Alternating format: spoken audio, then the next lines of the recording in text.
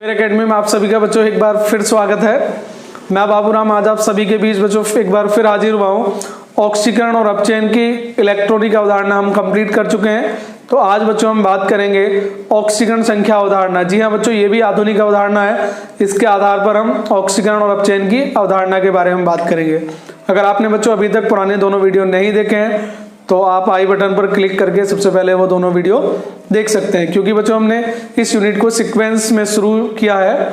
तो हम नहीं चाहते कि आपका सीक्वेंस थोड़ा सा प्रॉब्लम में आ जाए। आप सिस्टमेटिक ढंग से बच्चों पढ़ें तो ज़्यादा बेटर रहेगा। तो चलिए बच्चों आज की क्लास शुरू करते हैं। और आज का जो हमारा टॉपिक है बच्चों वो है ऑक्सीकरण संख्या अवधारणा। क्या है बच्चों? ऑक्सीकरण संख्या अवधारणा।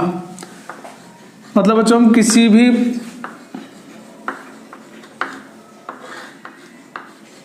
ऑक्सीकरण संख्या अवधारणा बच्चों, तो आज हम बात करेंगे कि ऑक्सीकरण संख्या के आधार पर ऑक्सीकरण और अपचयन क्या होता है।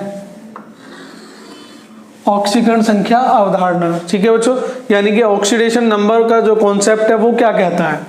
तो बच्चों अगर किसी रासायनिक अभिक्रिया में किसी पदार्थ की ऑक्सीकरण संख्या में वृद्धि होती है, धनात्मक ऑक्सीकरण संख्या में वृद्धि होती है या ऋणात्मक ऑक्सीकरण संख्या में कमी होती है।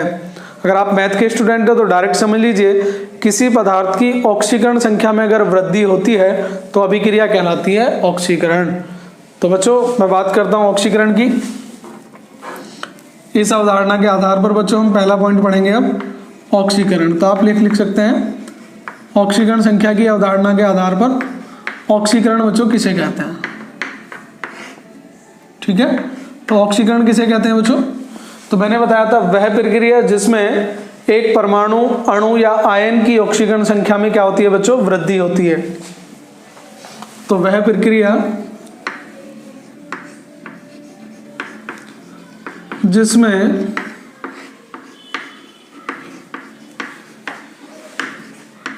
किसी परमाणु,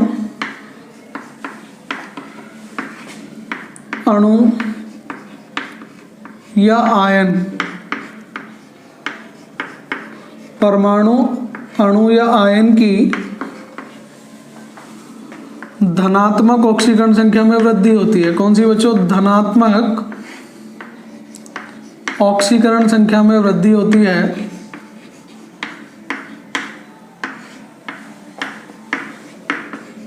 धनात्मक ऑक्सीकरण संख्या में वृद्धि या ऋणात्मक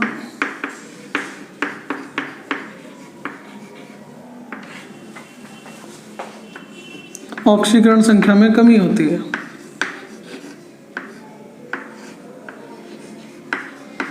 ऋणात्मक ऑक्सीकरण संख्या में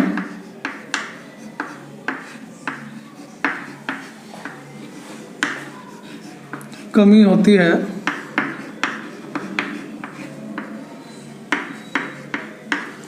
ऑक्सीकरण कहलाती है।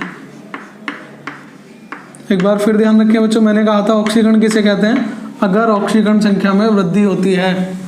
तो अगर ऑक्सीकरण संख्या में धनात्मक में वृद्धि होती है तो अभिक्रिया क्या कहलाती है बच्चों? ऑक्सीकरण कहलाती है। क्या कहलाती है? ऑक्सीकरण कहलाती है। एक बार फिर देख लें बच्चों, मैंने कहा है कि अगर किसी पदार्थ में या किसी अणु या परमाणु या आयन की ऑक्सीकरण संख्या में क्या होती है बच्चों? वृद्धि होती है। धनात्मक ऑक्सीकरण संख्या में वृद्धि होती है या ऋणात्मक में कमी होती है, मतलब बच्चों वो ये वृद्धि से है, तो क्या कहलाती है? वो ऑक्सीकरण कहलाती है बच्चों। क्या कहलाती है? ऑक्सीकरण कहलाती है। जैसे यहां से अगर आप बच्चों देखें, जैसे मैं आपसे कहूं बच्चों Zn एरो Zn2 पॉजिटिव, तो यहां पर देखें बच्चों ऑक्सीकरण संख्या कितनी थी? 0, और यहां पर कितनी हो जाएगी? +2। तो क्या हो रहा है बच्चों? Zn की ऑक्सीकरण संख्या 0 से कितनी हो रही है बच्चों? +2। ठीक है, तो ऑक्सीकरण संख्या कितनी है यहाँ पर? मैं शॉर्ट में लिख रहा हूँ बच्चों ON, मतलब ऑक्सीडेशन नंबर कितना था? 0, और यहाँ पर कितना हो गया? 2। तो क्या हो रहा है बच्चों? वृद्धि। क्या हो रहा है?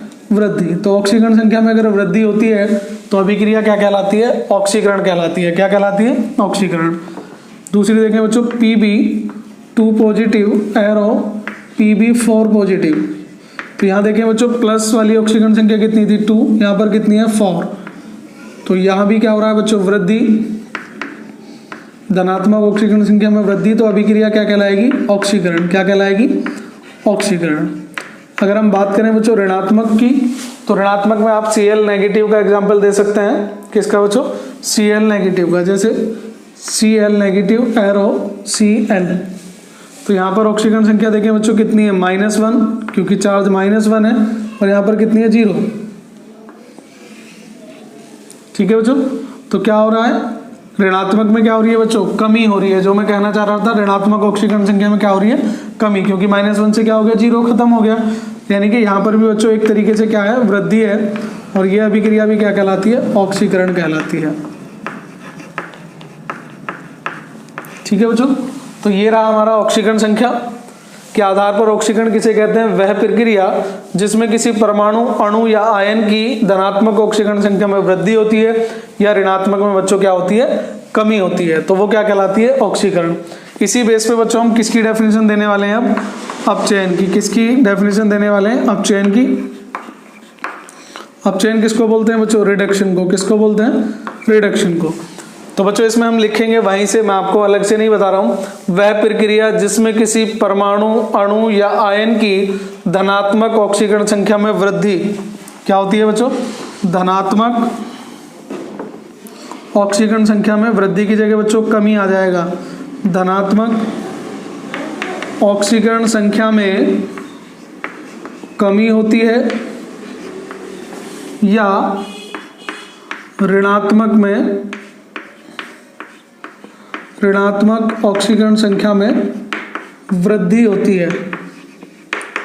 कंप्लीट कर लेंगे बच्चों ऊपर से ही। अपचयन क्या होता है, वह प्रक्रिया जिसमें किसी परमाणु, अणु या आयन की धनात्मक ऑक्सीकरण संख्या में बच्चों वृद्धि की जगह कमी या ऋणात्मक ऑक्सीकरण संख्या में कमी की जगह वृद्धि।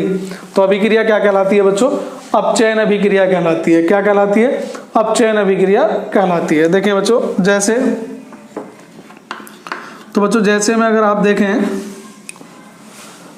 मान लीजिए बच्चों आपका है Fe3 पॉजिटिव। क्या है बच्चों, Fe3 पॉजिटिव, और ये कन्वर्ट हो जाता है Fe2 पॉजिटिव में। तो आप देखें बच्चों ऑक्सीकरण संख्या +3 से कितनी हो गई, 2। तो क्या हो गया बच्चों, कमी साफ साफ दिखाई दे रही है बच्चों। तो धनात्मक ऑक्सीकरण संख्या में अगर कमी होती है तो अभिक्रिया क्या कहलाती है, अपचयन अभिक्रिया कहलाती है। क्या कहलाती है, अपचयन अभिक्रिया कहलाती है। इसके आधार पर दूसरी देख सकते हैं बच्चों, अगर हम इसी रिएक्शन को किसी को भी बच्चों रिपीट कर दीजिए, Zn2 पॉजिटिव इधर कर दीजिए, Zn उधर, तो अपचयन का उदाहरण हो जाएगा। Pb4 पॉजिटिव इधर और Pb2 पॉजिटिव इधर, तो भी अपचयन का उदाहरण हो जाएगा।